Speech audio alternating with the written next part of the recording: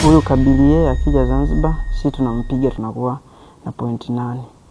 Kwa hiyo bado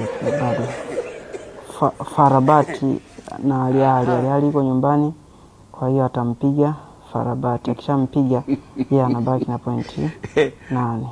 Kwa hiyo sisi tunakuwa na 8 na yeye 8, alafu magoli inakuwa tulifungana 1-1. Kwa hiyo kwa manake afungwe yeye na Ali kuanzia magoli ngapi sasa? Wenyewe watakuwa wacheze. Yaani nyewe mfunge wao wafungwe, nyewe mnakuwa wenyewe wanakuwa wacheze. Sasa si Farabati hawezi kumfunga Ali nyumbani. Kwa hesabu za Jangwani sasa.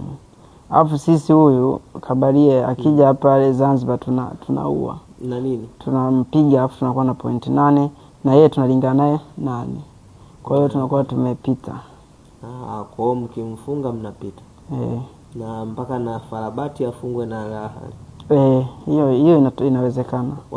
Kwa hiyo dua lenu ni kwamba Farabati asicheze mpira afungwe na Al-Ahly. Sasa Ali huwezi kumfunga nyumbani kwake. Wewe huyo Kabile ndio unamfunga kwako. Bana wewe mfanya kitu kimoja. Mtulizeni kipwinto, njooni nyumbani tutulie. Hii ngoma ishatulalia raundi hii. Tutulie nyumbani. Acha utembezi. Sisi bado nafasi ipo bwana. Ipi? Sisi tukimpiga Kabarie, sisi tunakuwa na pointi 8. Yaani huyu labda mumpige Kabali, lakini Kabarie hamumpigi.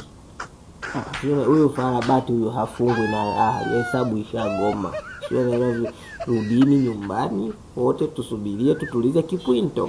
Mambo yameshagoma, hesabu zimekataa. Habari za kumwombea mwenzio mabaya ili upate mazuri zilishapitwa.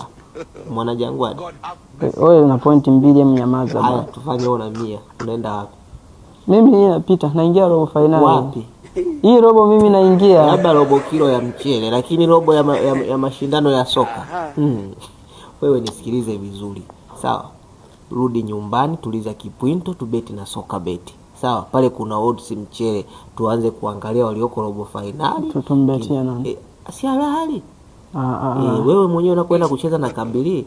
Tunampa Kabili. Wewe anakuja Zanzibar. Tunacheza na Kabili pale Zanzibar. Tunampa Kabili.